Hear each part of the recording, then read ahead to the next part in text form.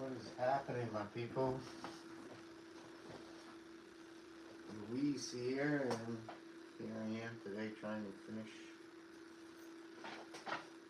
this section over here of Dragon's Foot.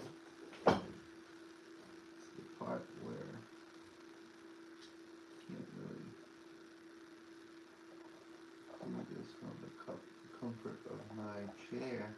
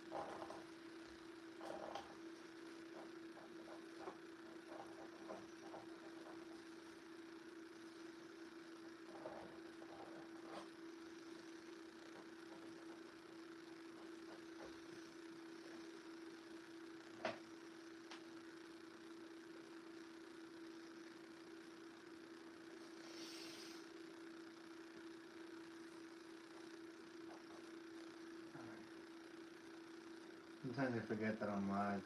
And I'm supposed to be talking and interacting.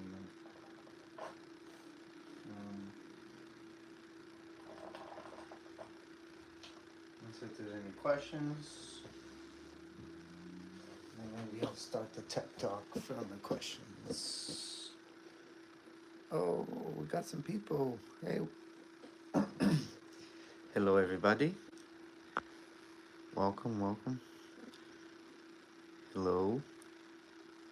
Beautiful painting. Thank you very much, Martin. And some retracted messages. Okay. I'm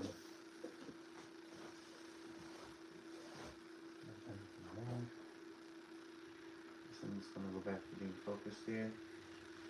Appreciate everybody that tuned in and was able to check out a bit of the process.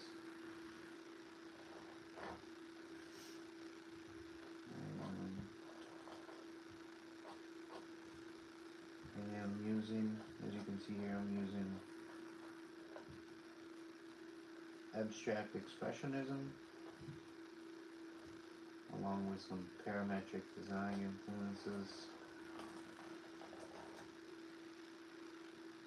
that I've drawn from a number of different studies, schools of art that I've just been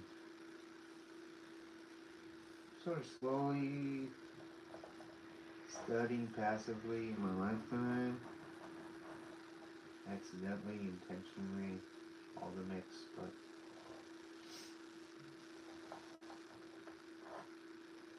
right now this is abstract expressionism on the bottom as a base layer, and then we have this detailing layer here where I'm layering almost like ornamental strokes, I guess. A bit of a celebration of calligraphy along with architectural design and parametric flow, celebrating shapes and how they intertwine, creating different patterns that aren't necessarily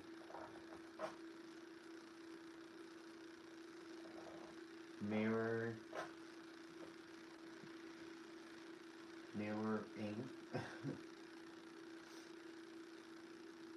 parametric design. There's sort of it is sort of a reflective pattern of the other, but it's almost creating a pattern in a it's like a contoured environment. How should I say it? It's like creating patterns with trees, you know what I mean? Like, you know, a tree branch, the patterns of the tree is sort of symmetrical, but the patterns within the tree is not, you know, it's like,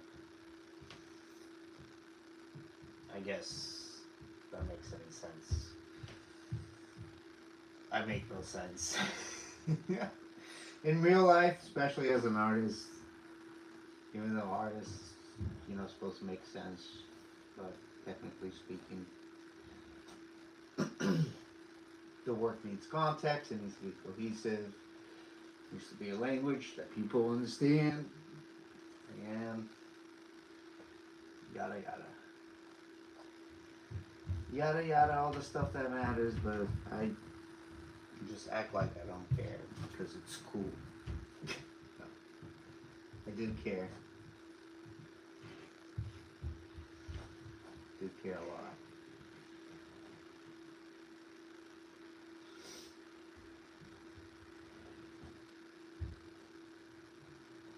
It's actually, if it wasn't for the structure, right, that the whole challenge of making it as an artist, right, it sets like a whole foundation of things that you need to do. So many different paths you can take, right, from traditional school going into fine art school training to bootstrapping it, making it in the street, working with what you have. Like the whole journey of becoming an artist has all these subsets of rules that, as much of a pain in the ass they can be, they are liberating in the sense that it gives goalposts for the artist, whoever, whatever course you end up making or deciding to take. I'm kind of choosing the self-taught way, but you can't say it's really self-taught because there's a lot of teachers on YouTube here that give great direction for artists. One channel in particular is the Contemporary Art Issue magazine. They have a channel, and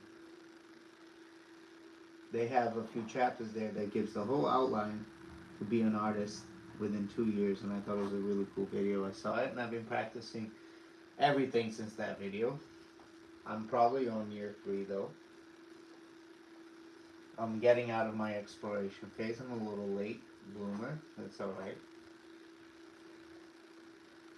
But technically speaking, in my whole artist journey, this is like the visual language, right? That I'm like finally honing in and deciding to stick to developing.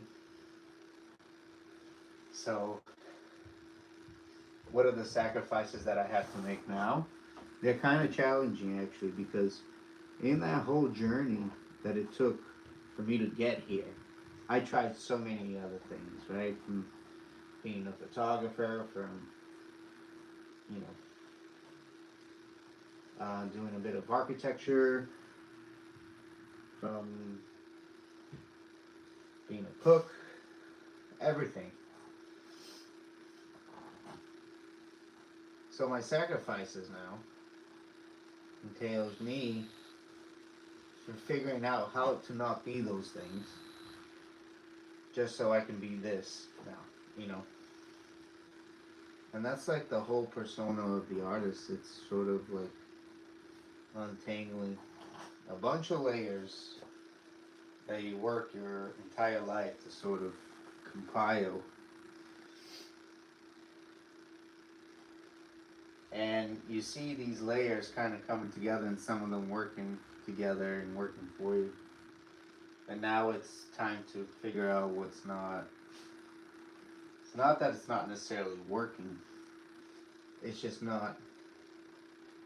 It's not giving you the time it requires to take the other stuff to the next level, right?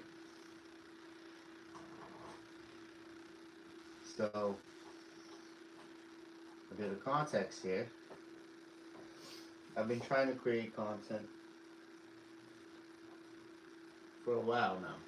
I got in the content game when I had my cafe and I had to step in front of the camera. I always try to make content as a photographer on Instagram, but it just never took off, and I didn't like Instagram when it faded away from pictures, so the platforms themselves was impacting my work. And anyways,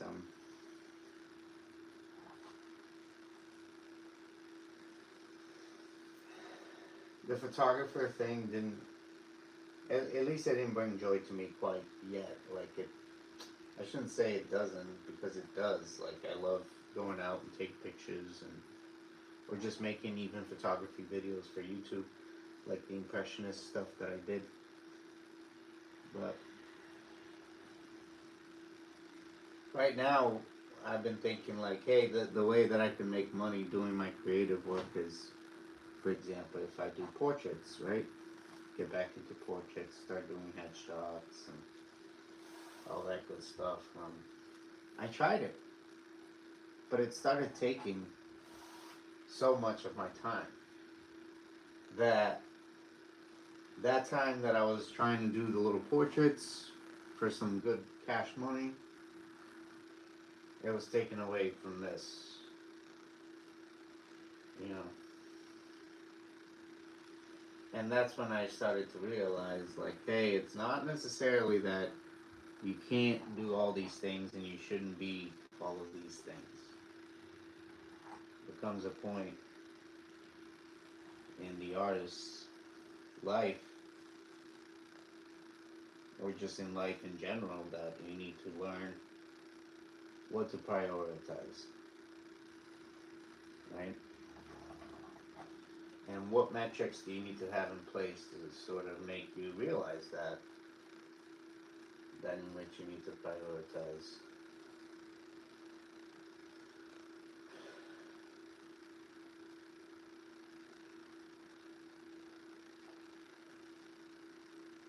And the metrics that I set here is, again, I'm letting another platform dictate my art, but YouTube, in this sense, has been very rewarding for me. Mainly because YouTube has provided the teachers, YouTube has provided the platform that is rewarding for creators like myself, that no matter where we are in the spectrum of deciding and choosing, our bit of history still adds value to the platform, no matter what expertise we claim to have at that moment. That's sellable to the market and has a deliverable, and because in the content game, you know, everything is content, right?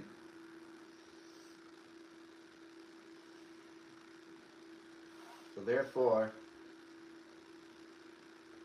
I decided to stick to YouTube and just doing the art because, logistically speaking, the one thing that I do consistently, not only doing this kind of work, but the one thing that I do consistently that derives a following, so there's a numerical value there, um, meaning I might not be making money with this, but the fact that I get to do this art, I love it. I'm working on my art, I'm developing my skills, my technique. I'm meditating each time I do this work. I'm connecting with people here. It's giving me a narrative, a script for me to work. And with all of this, it's given me followers in a way. And I hate to like use that as like a vanity metric, but in that sense, to me, it's beautiful, right? I'd rather just the fact that I get one person following my artwork, seriously, to me means so much more than like someone trying to. Of course, if someone tries to buy my artwork, it's amazing. That's such a big sign. It's rewarding experience that will give me money for me to like, you know, build, like support my family and like support this. But the fact that I get one person following me and appreciating the work and the vision, that to me is the sale. That to me is the win, right? And that's the aspect that I wanted to share with you today.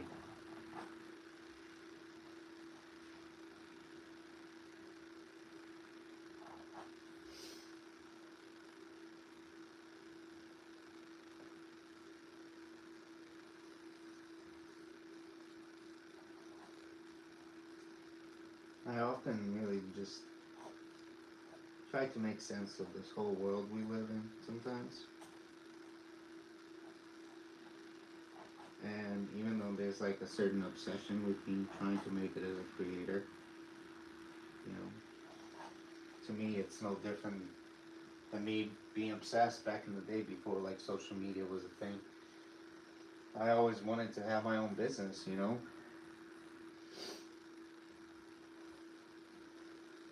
You sort of have these visions of what success is for you.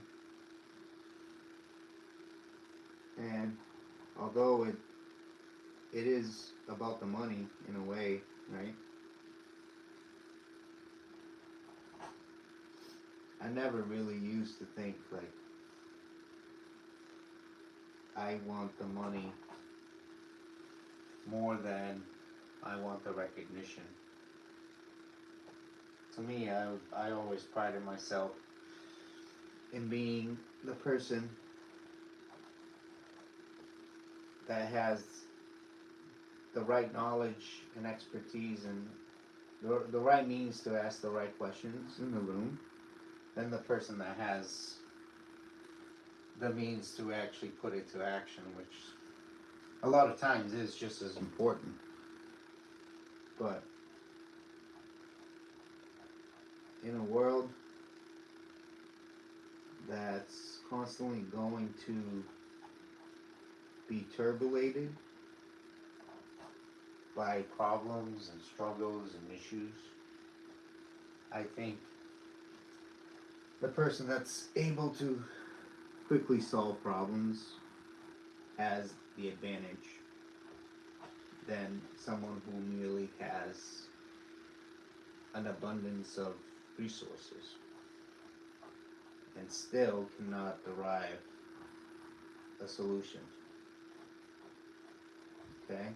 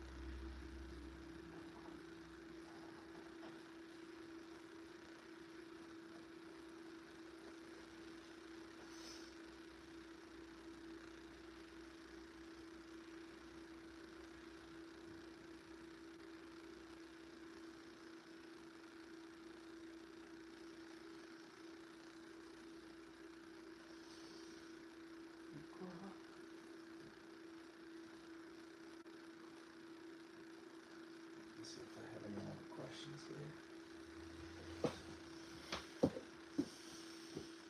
Also beautiful, very cool. Thanks everyone. Seriously, I appreciate it.